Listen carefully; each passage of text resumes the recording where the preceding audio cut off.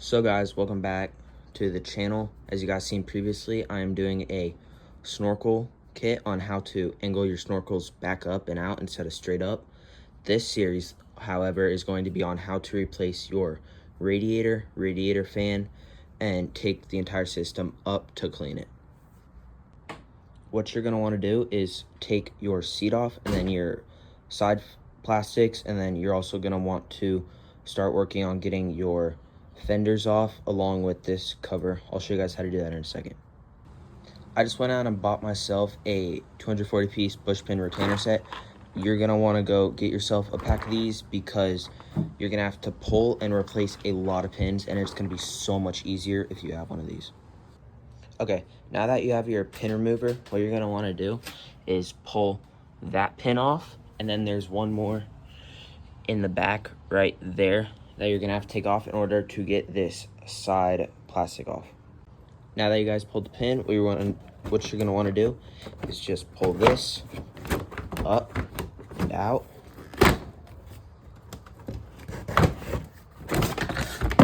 Just like that, you have that piece. And you're going to want to do the same thing to the other side. So guys, what I went ahead and did is disconnected the clips on the back side. I went ahead and got this all loose, so it's loose. Now I'm going to take my 10mm socket, loosen this bolt, and then there's one on the inside of there, if you can see that.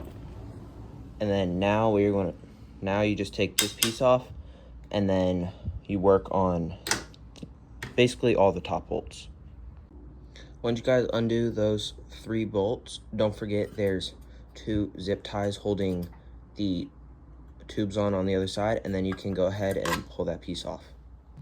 Now that you guys took those bolts off, instead of worrying about those right now, what I'm gonna do is take down here. I checked the Can-Am forums, and I'm going to disconnect that and let the coolant drain so I can start pulling the rest of it off without worrying about anything spilling. I did a little bit of work off camera, like taking the reservoir off, draining that. You're gonna want to take this bolt out. There's one on the other side too. And then I took these 2 bolts out, and then the 2 on the other side. And then I don't know if you guys have this light bar, but I decided to just cut the wires so I can take the whole system out. So now what you're gonna want to do is see that clamp. You're going to want to loosen that so you can take the entire hose off, and then pull the radiator out so you can start disconnecting everything.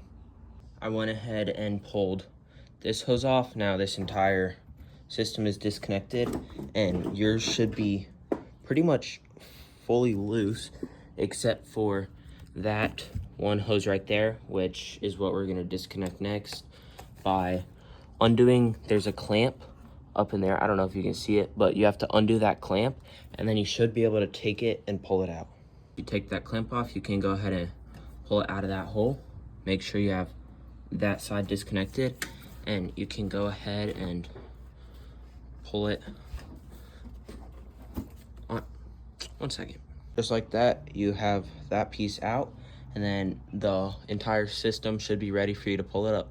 By this point, the radiator should be able to slide back and pull up. Now, since I don't have a GoPro, I'll have to pick you guys back up when I get it out.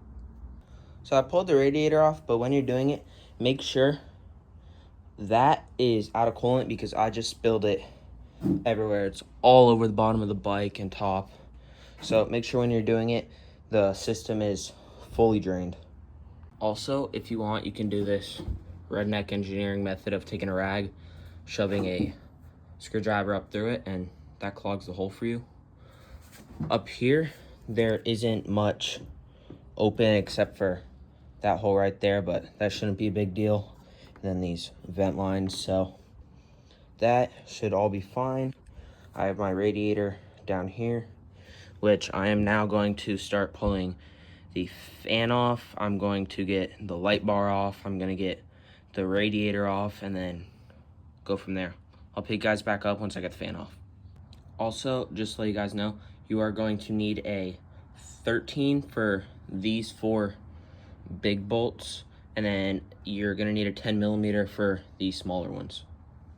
So it turns out you don't need to take out the 13mm bolts as long as you're not replacing the fan, which I'm not going to be doing.